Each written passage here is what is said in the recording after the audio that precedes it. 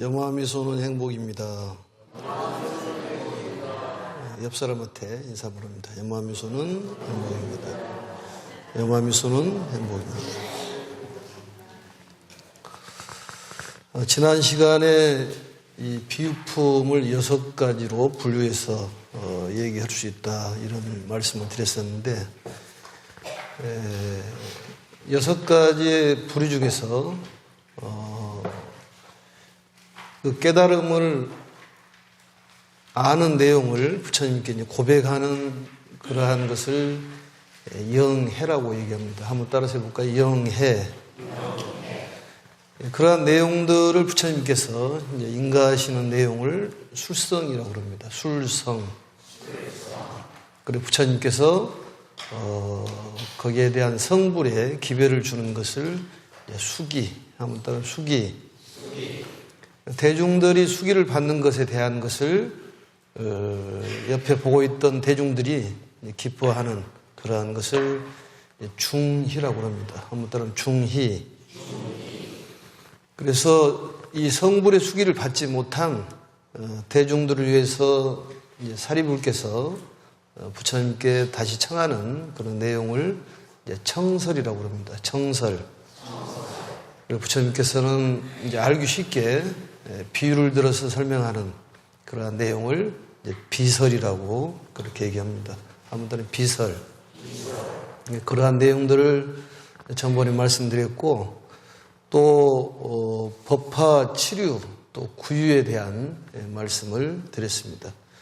전번 시간에 법화 치류 7가지의 비유에 대한 내용 중에서 비유품의 삼거 화택에 대한 비유를 좀 설명을 드렸고 궁자에 대한 비유를 하다가 만 것 같습니다. 법화 치료에 대한 7가지 비유는 첫 번째가 한번 따라서 한번 해볼까요? 화택유, 궁자유, 약초유, 화성유, 계주유, 왕계유, 의사유 7가지를 유명한 법화 치료 7가지로 비유를 들어서 부처님의 가르침을 설명한 내용이라고 그렇게 얘기합니다. 거기서 2가지를 합치면은 이제 구유가 되는데 법사품의 착정유, 그 다음에 9번째 종지 용출품에 나와 있는 부소유, 어린 아버지와 나이 많은 아들에 대한 얘기가 바로 9가지 비유를 뜰 수가 있습니다. 오늘은 이제 법화경을 공부하는 사람은 반드시 알아야 될 4가지 해석법이 있습니다. 그것을 천태사석이라고 얘기하는데 저번에 약간 말씀을 드렸습니다. 천태사석.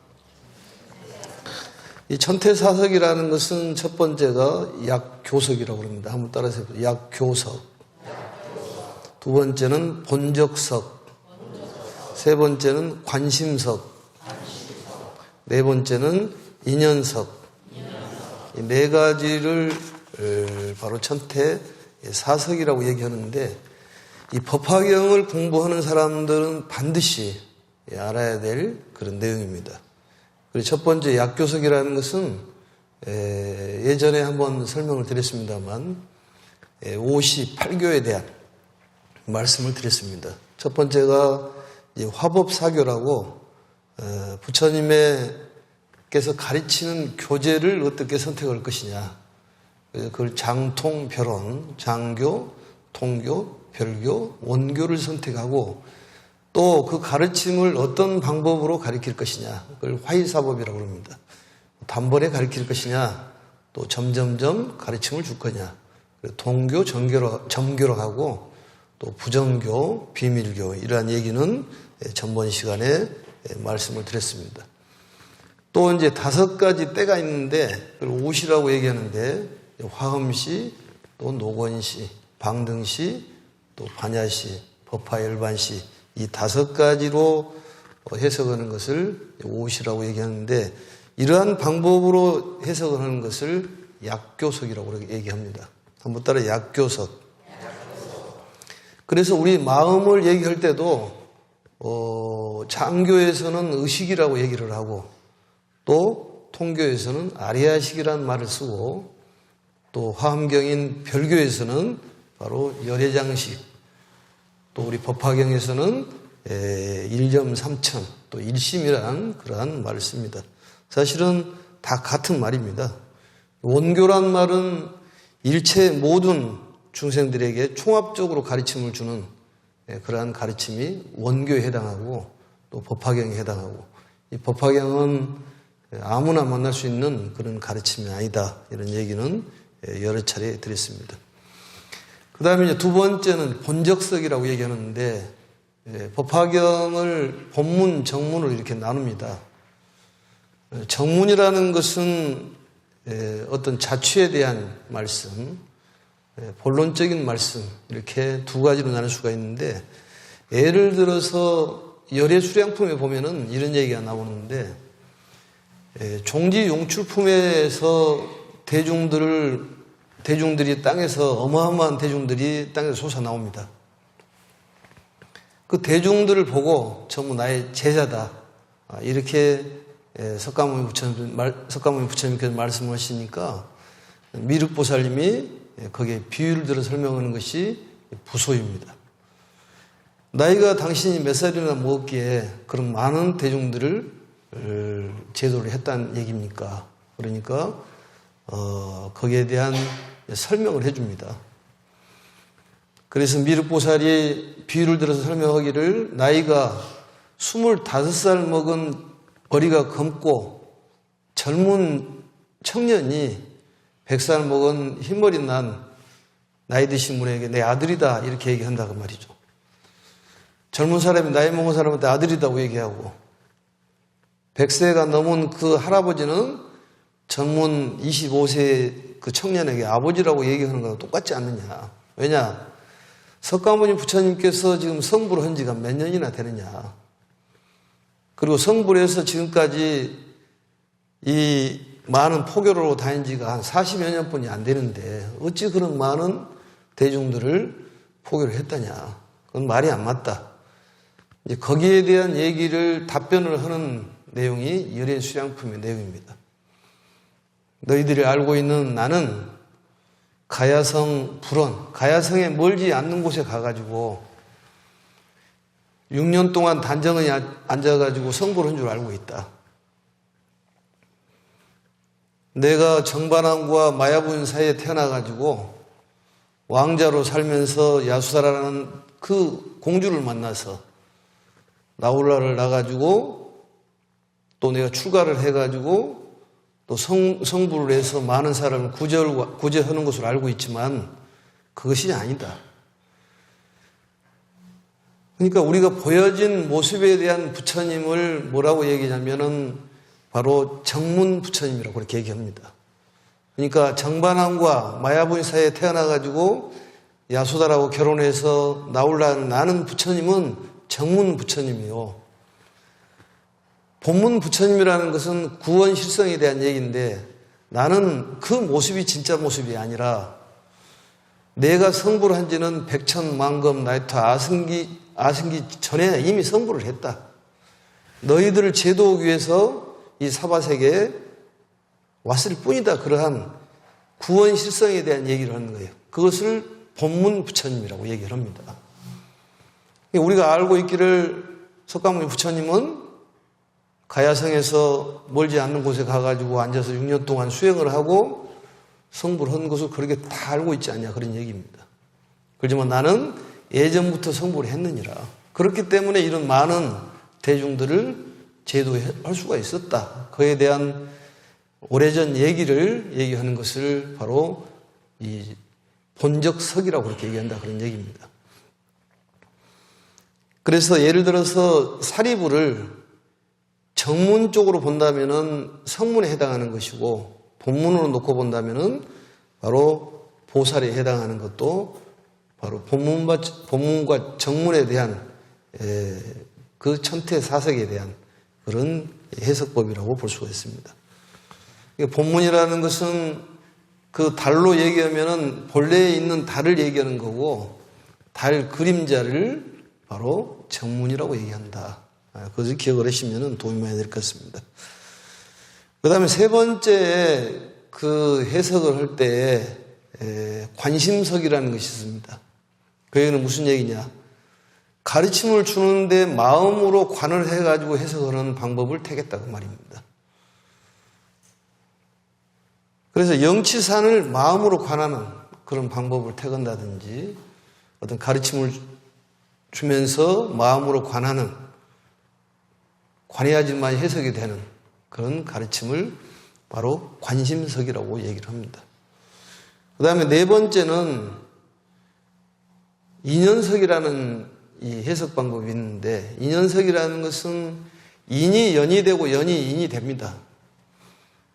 인연에 대한 그러한 해석법이 있다는 거죠. 예를 들어서 화성유풍에 보면은 대통지승열애 부처님이 나오는데 대통지승열애 부처님의 어떤 전생에 대한 얘기, 거기에 16명의 왕자가 있는데 그 왕자의 16번째에 해당하는 왕자가 바로 석가모니라는 그런 내용이 나옵니다. 전생에 대한 인연에 관계된 대통지승열애라는 그 부처님과의 인연에 관계되는 그러한 얘기로 해석하는 우리 인연석이라고 얘기하고 또 감흥석이라고도 그렇게 얘기를 합니다.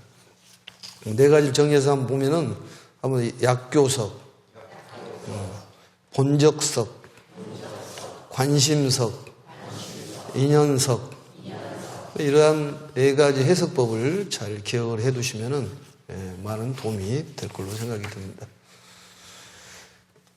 그리고 이제 오늘은 불성에 대해서 조금 말씀을 드려야지만이 공부하는데 조금 편할 것 같습니다. 이 삼인불성이라는 이 말이 있는데 불성이라는 말은 부처님의 성품을 불성이라고 얘기합니다. 성품이라는 것은 어떤 근본, 본성 이것을 이제 성품이라고 얘기하는데 모든 중생은 삼인불성이 있다. 그러니까 모든 중생들은 부처님의 성품을 가지고 있다. 이런 내용이 불성에 대한 가르침이에요. 그 자체가 갖춰져 있다. 그래서 그 원인적인 것이 드러나기만 하면은 법신, 반야, 해탈, 열반, 삼덕이 이루어진다. 그런 가르침입니다. 세 가지의 부처님의 성품을 바로 삼인불성이라고 얘기합니다. 한번 따라서 해볼까요? 삼인불성. 첫 번째는 정인불성이라는 것이 있어요. 정인불성. 요인불성. 연인불성. 이 세 가지를 삼인불성이라고 얘기를 합니다.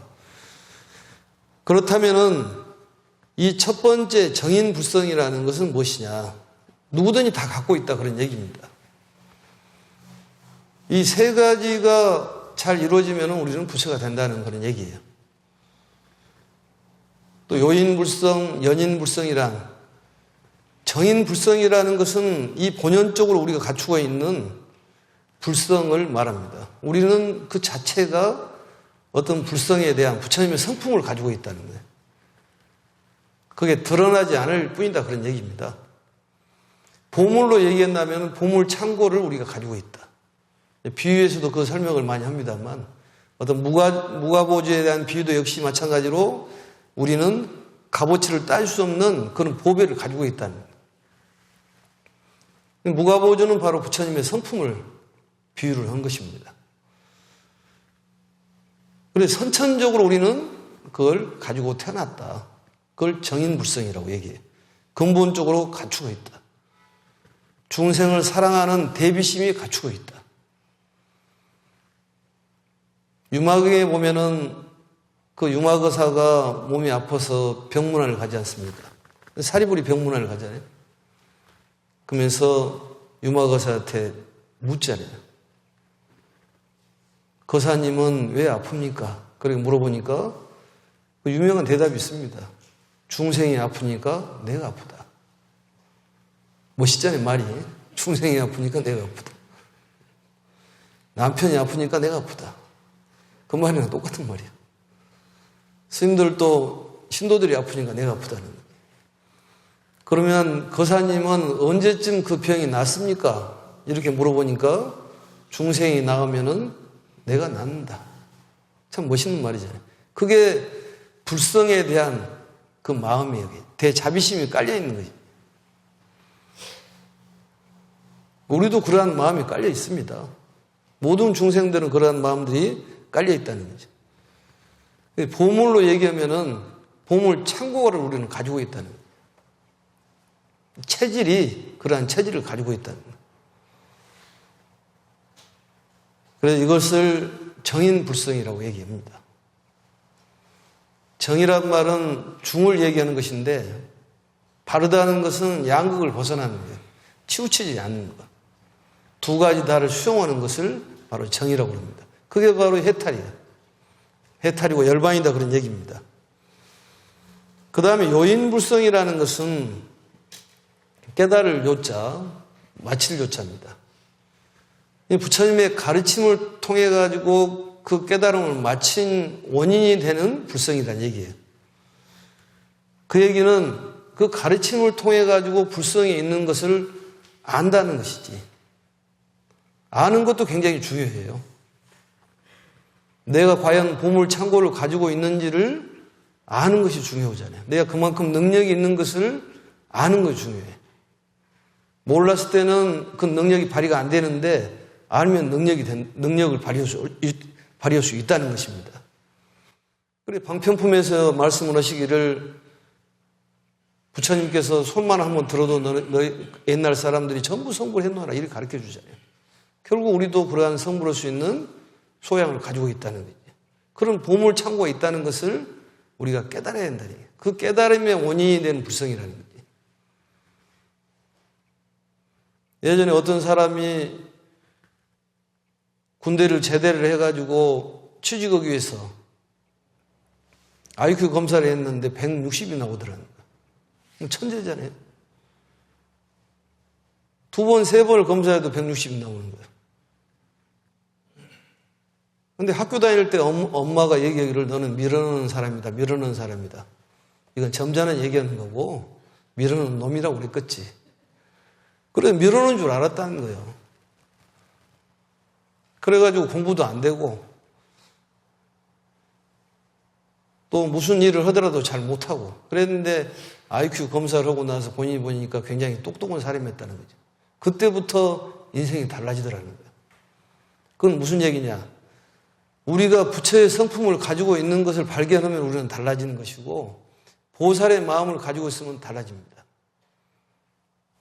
또 우리가 기도를 할 때도 대체적으로 보면은 기도를 할 때 내 마음대로 해주세요. 그 얘기거든요, 다.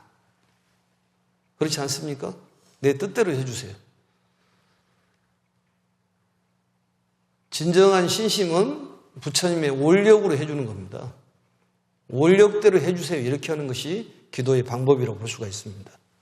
그래서 진리를 알아보는 지혜를 뭐라고 얘기하냐면 요인불성이라고 얘기해요. 요인불성. 다시 얘기하면은 보물 창고를 가지고 있다는 것을 이제 알았다는 것이지. 그걸 쓰기만 하면 되는 것입니다. 이제 쓰기만 하면 되는 거예요. 그것을 요인불성이라고 얘기한다니까요. 그럼 이러한 것들은 요인불성은 가르침을 통해서 아는 것입니다.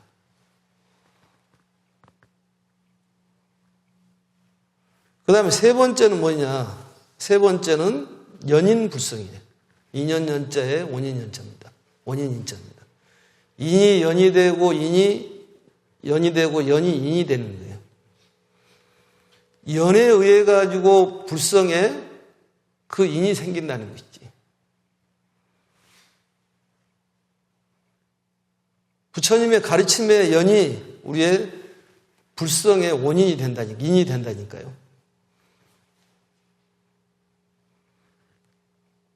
그리고 사소한 성근을 짓는 것도 역시 그러한 연이 부처가 될 수 있는 인이 된다는 거예요. 방품품에서 보면은 모래 위에다가 그림을 그리잖아요. 그러면은 그런 사람들은 전부 성불을 했었다. 또 불상을 모시면은 성불을 했었다. 우리 절에서 온불 모시기를 하지 않습니까? 다 공덕을 지어주기 위해서 온불을 모시게끔 하는 거예요. 그게. 또 돌아가신 분을 위해서 온불을 모셔주는 것도 크나큰 공덕이 있습니다. 그런 연을 통해 가지고 이루어지는 불성이라니까요. 그래 이걸 얘기할 때 보물 창고가 땅 속에 묻어 있으면은 그 잡초라든지 여러 가지 더러운 것들을 걷어내고 보물 창고를 파내는 것을 연인불성이라고 해요. 결국 연인불성을 통해 가지고 요인불성이 이루어지고 요인불성을 통해 가지고 정인불성이 이루어진다는 거죠. 결국은 연인불성이라는 것은 육바라밀 수행을 통해 가지고 그런 연을 지어 가지고 성불을 하는 거예요. 그게 수행입니다. 뭐 보시를 해라, 또 계율을 잘 지켜보라, 또 참아보라, 또 흔들림이 없는 그런 마음을 가져보라, 정진하라, 이런 얘기들이 전부 성불로 가는 연이 된다는 거예요. 어떤 수행도 마찬가지입니다. 조그마한 수행도 전부 연이 된다는 거예요. 뭐 겸손하라 이런 것도 전부 그겁니다. 삼불경 보살품에 보면은 겸손에 대한 클라이막스가 나오잖아요. 우리 놀이를 할 때도 보면 시소 놀이를 하다 보면 그걸 깨닫게 하기 위해서 놀이를 하잖아요. 내가 밑으로 내려가면 내려갈수록 상대를 높이 올려줄 수가 있고 상대를 높이 올려주면 올려줄수록 나는 또 높이 올라간다는 거예요. 그네 타기도 마찬가지입니다. 겸손하다는 것은 본인이 대접을 받는 거예요. 후퇴하는 것이 나쁜 것은 아닙니다. 우리 놀이 중에서 후퇴하면 이기는 놀이가 무슨 놀이인가요? 뒤로 물러서면 이기는 놀이가 있잖아요. 그게 무슨 놀이요? 줄다리기다니까, 줄다리기. 그것도 게임에서 겸손을 가리키는 것이지. 사람이 뒤로 좀 물러서는 마음도 필요해요. 다 그것도 수행이기 때문에. 그게 연인불성이 된다는 거지. 우리는 앞으로만 나가려고 그러는데 뭐 미소의 반대는 당기소라고 그럽디다만 당기는 것은 뒤로 가는 것도 그것도 미덕이고 수행이라니까. 맨 앞으로만 우리가 나가려고 그러는데 뒤로 물러서는 것도 이기는 것이요. 그게 가르침이라니까. 겸손을 가리키는 거잖아요. 꼭 어떤 면이 좋을 때도 있고 나쁠 때도 있습니다. 사람이 살다 보면. 어떤 경기가 안 좋을 때는 또 다른 면이 좋은 것도 있을 수가 있고. 그렇잖아요. 경기가 안 좋으면 또 다른 건 경기가 좋을 수가 있어. 뭐 경기가 안 좋을 때 제일 잘 팔리는 약이 파리약이다면서. 누가 그렇더라고 보니까. 거기야 뭐 경기가 없으면 팔이 날리니까 파리약이 잘 팔리겠지만 그 얘기는 이것이 잘 안 되면 저것도 잘 되는 거라는 거지. 우리는 앞으로만 나가려고 그러는데 뒤로 물러서는 것도 큰 수행이라는 걸 깨달아야 됩니다. 그래서 이러한 세 가지의 불성을 바로 삼인불성이라고 그렇게 얘기를 합니다. 전번 시간에 이어가지고 전번에 이제 궁자의 비유를 책은 안 나와 있습니다만 신의 품에 궁자의 비유가 나옵니다. 궁자의 비유를 하다가 말았습니다만 이 비유를 간단하게 좀 들으면은 법화경이 좀 보인다 이런 말씀을 드렸었는데 그 궁자라는 것은 아주 궁색한 아들을 비유를 들어가지고 제자들이 말씀한 그런 내용입니다. 그래서 이 부자인 아버지가 아들을 잃어버렸다는 거지. 요즘에도 그 미아 찾기 많이 하지 않습니까? 예전에는 뭐 여러 가지 미디어가 발달되지 않았기 때문에 사람을 구전이라든지 이렇게 찾기 때문에 어려웠죠. 요즘에는 아침마당에 한번 내버리면 딱 찾아볼 수가 있는데, 그래서 이 애를 잃어버리고 찾으러 다녔는데 찾지를 못했다는 거예요. 그래서 한 50여 년 동안을 헤매고 다녔다는 얘기입니다. 아버지가 이제 얘를 찾으러 다니면서 어느 쪽에 가가지고 집을 만들고 거기에서 또 머무르고, 그 TV에서 보면 또 다른 화면이 나오잖아요. 또 아들이 이게 국어를 하면서 막 돌아다니는 거지.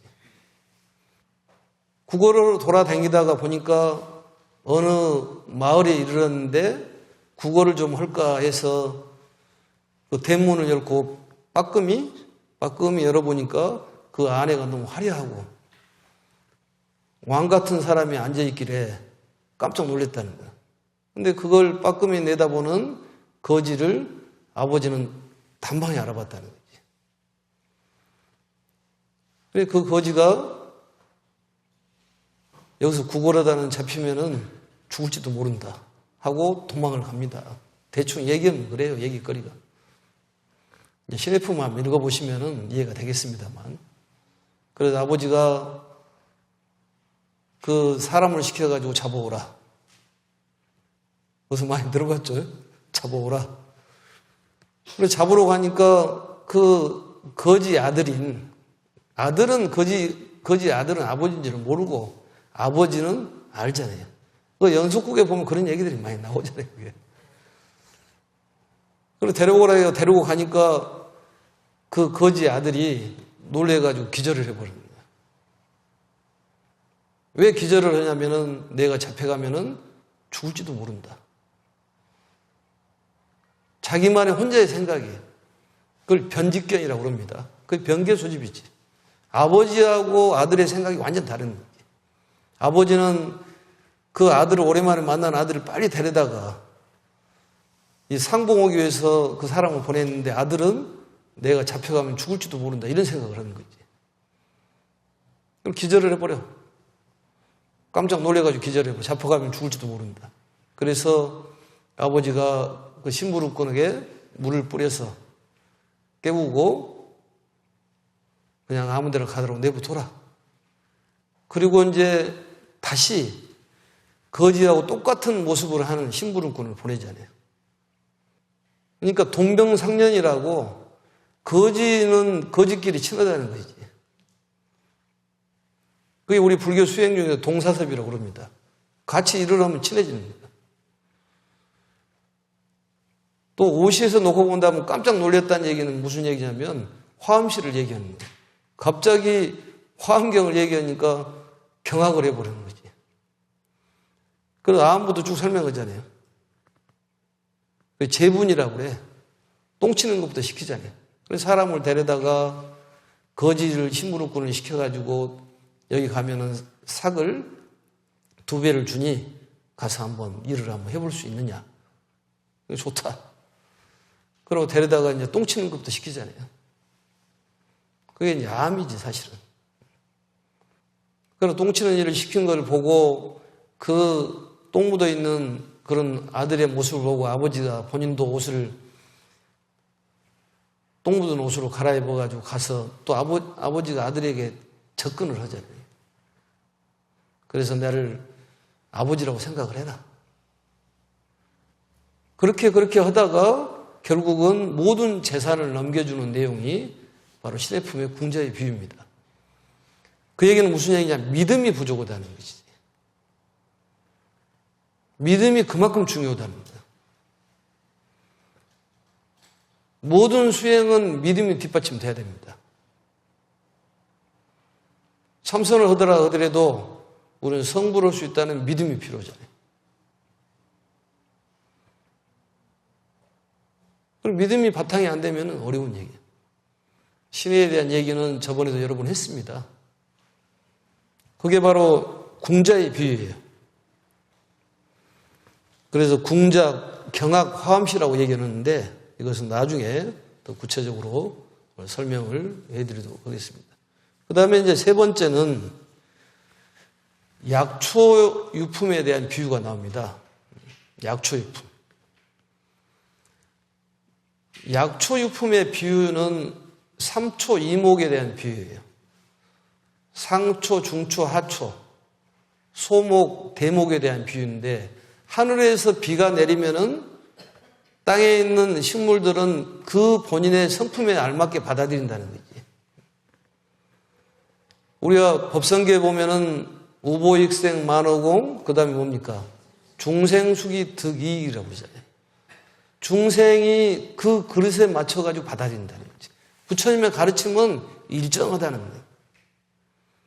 하늘에서 비가 내리면은 소나무는 소나무대로, 대나무는 대나무대로, 감나무는 감나무대로 전부 다 알맞게 받아들인다는 거지. 그래서 알맞게 꽃을 피우는 것이 바로 약초유에 대한 비유예요. 우리는 그 식물 하나하나의 약초에 대한 것을 다 가지고 있다는 거지. 다 훌륭한 성품을 가지고 있습니다. 나이 드신 분은 나이 드신 분대로, 어린애는 어린이대로 다 할 일이 있다는 거지. 얼마나 훌륭한 가르침이에요. 상추는 상추대로 할 일이 있고, 또 장미는 장미대로 할 일이 있고, 또 호박은 호박대로 할 일이 있는 거예요. 장미가 꽃이 아름다우면 호박은 열매를 맺어주잖아요.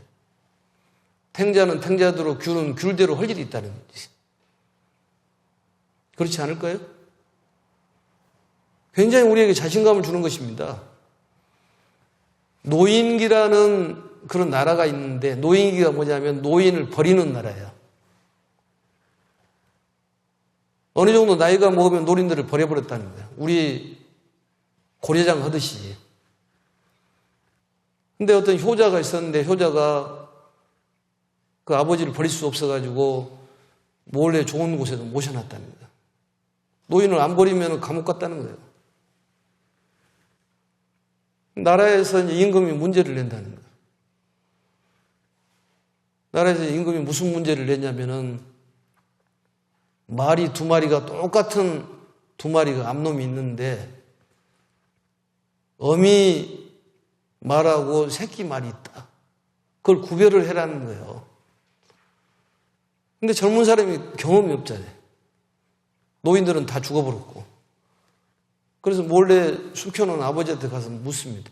아버지, 나라 임금님이 이걸 맞춰오라는데, 말이 똑같은 말인데 엄마 말하고 새끼 말을 찾으려면 어떻게 찾았으면 좋겠습니까?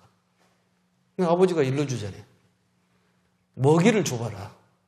먹이를 주면은 먼저 먹는 그 말이 새끼다 그 말이에요. 동물들은 먼저 안 먹습니다. 새끼부터 챙기는 거예요. 우리도 그러잖아요. 어머니들이 자식부터 생기잖아요. 조기를 먹는데 엄마는 꼬리만 먹었다는 거예요. 머리하고. 그래서 나중에 몸통을 먹으니까 엄마도 몸통을 먹을 줄 아냐. 응? 자식을 위해서 몸통을 준 줄은 모르고. 엄마의 마음은 그렇다는 거지. 그래가지고 큰 상을 받아가지고 출세를 했다는 거예요. 그것은 노인은 노인대로 할 일이 있고, 어린이들은 어린이대로 할 일이 있다니까요. 깻잎은 깻잎대로 할 일이 있고, 상추는 상추대로 할 일이 있고, 개똥벌레도 할 일이 있어. 똥을 청소를 해주니까 얼마나 깨끗해. 지렁이도 마찬가지입니다. 지렁이가 그 땅을 이렇게 왔다 갔다 파면서 이렇게 땅을 썩지 않게 공기를 소통을 시켜주잖아요. 이 세상에 필요치 않는, 이 삼남한에 있는 게 필요치 않는 것이 뭐가 있냐 그런 얘기죠. 다 할 일이 있습니다. 그 할 일을 못 찾아서 그러는 거지. 이 개자가 들어가면 좀 수준이 떨어지는데, 개살구, 개복숭아, 뭐 개나리, 뭐 개떡. 근데 요즘에는 개자 들어가는 걸 많이 찾더라니까. 뭐 관절염이 좋다고 해서 뭐 개복숭아를 찾고. 다 쓰임새가 다르다니까. 무조건 좋은 것은 아니에요. 사람마다 다 쓰임새가 있다는 생각을 해야 되는 거예요.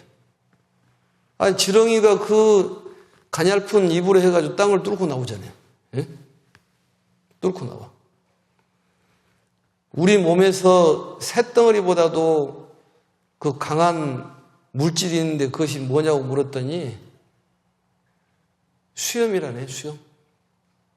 그래서 왜 수염이냐고 그러니까 이 철면피 같은 얼굴을 뚫고 나오니 수염이 강하다는 거예요. 강하다는 거예요.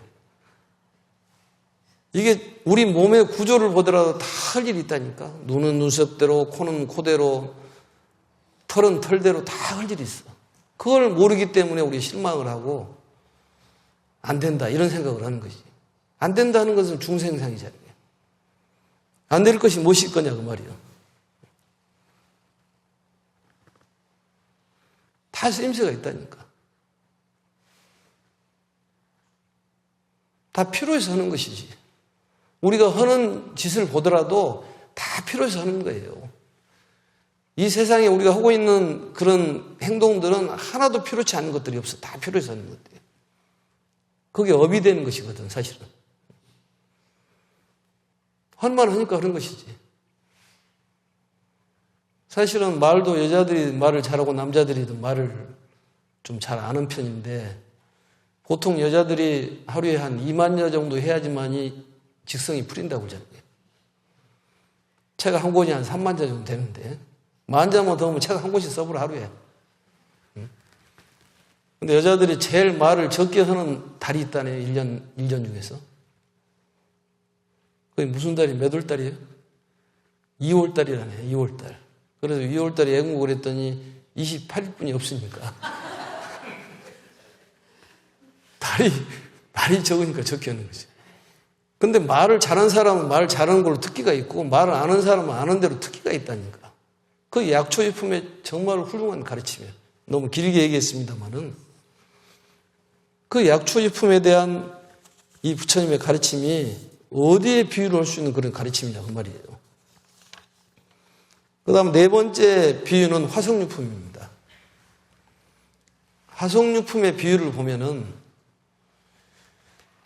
500유순이나 되는 험난한 길을 가는데 인적이 없고 두렵고 무서운 곳을 보물을 찾기 위해서 대중들이 가는다는 것이지. 그 인적이 없고 무섭고 험난한 길을 가는데 보물을 찾으러 가는데 사람이 가다가 지쳐버려. 거기에 인도자 중에서 정말로 지혜가 총명하고 아주 명석한 그런 지도자가 있었는데 그 대중들이 지쳐있는 모습을 보고 변화의 성을 만듭니다. 일종의 쉼터를 만들어주는 거지. 사람이 인생에 살아가는데 이 쉼터가 필요해요. 휴식기간이 필요해. 하루를 열심히 일하다 보면 저녁에 자는 시간이 필요하잖아요. 인생의 기나긴 여정 동안에 쉬는 시간이 필요하다니까. 누구든지 다 필요합니다. 겨울이라는 인생이 필요해. 그래서 봄이 올 것 아니겠습니까? 그것을 덜어 얘기하기를 삼재라고 얘기를 해. 좀 쉬는 시간이라고 생각하시면 된다는 것이지. 보충을 해야죠. 보충. 보충 시간이 없으면 더 힘이 드는 것이지. 그래 변화의 성을 하나를 만들어 놓고 그 곳을 향해 가면 거기에는 먹을 것, 쉴 곳이 충분히 있으니 조금만 열심히 힘을 내서 가자. 방편을 쓰는 것이지. 그리고 쉬는 것을 보고 완전히 쉬는 걸 보고 변화의 성을 없애고 다시 출발을 해서 봄을 찾아가는 그런 내용이 화석유품에 대한 내용입니다.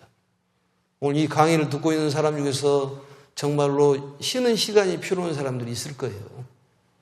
지쳐 있어. 지치면 좀 쉬어야지. 너무 지쳐 있는데도 가면은 이게 무리가 가가지고 더 이상 쓸 수 없는 정도가 돼버린다니까. 우리가 그릇 중에서도 보면은 컵이 있는데 어느 정도 물을 받칠 수 있는 그런 이 바닥을 이렇게 만들어 놓고 0.1mm만 부수면은 물이 완전히 쏟아져 버리잖아요. 이 정도까지는 담을 수가 있는데 여기서 조금만 더 담으면 쏟아지는 그런 물컵이 있잖아요. 그러니까 쉴 때 쉬어줘야지 너무 무리하면 안 된다는 거지. 화석유품은 변화의 성을 두고 우리가 쉬어가는 그런 지점이 필요하다는 거예요. 인생에 쉬어가는 게 필요해요. 뭐 삼재가 들었다고 해서 무서울 것 없고 부처님의 가르침을 믿고 열심히 기도하면 다 해결됩니다. 그게 신심이에요. 우리가 누구한테 의지를 해야 되겠어요, 그걸. 불보살님 아니고 누구한테 의지를 해야 돼. 부처님은 사생에 자부라고 그랬잖아요. 자비스러운 아버지라는 것이지. 아버지는 우리는 책임져 주는 것이지 삼촌도 아니고 아저씨도 아니다니까요. 옆집 아저씨는 책임을 안 져줘. 그렇지만은 아버지는 책임을 져주잖아요. 그래서 쉬는 시간이 필요한 그런 가르침으로 생각하시면 됩니다. 휴식이 필요해요. 사람 지치면 아무것도 못 하는 거예요. 좀 기절하면서 이렇게 쉬는 시간도 필요해. 지쳐있으니까. 지갱미동이라는 말 있잖아요. 신신명에 보면. 멈춤이라는 것은 다시 크게 발전을 가져다 준다는 거예요. 그게 화석유품의 가르침이라니까. 나중에 화석유품 들어가서 더 여러 가지를 말씀을 드리겠습니다만 어떤 일이 안 되는 것은 기도하면서 쉬어라는 것이구나. 이렇게 생각을 해야지. 그게 불자가 가져야 될 신심이에요.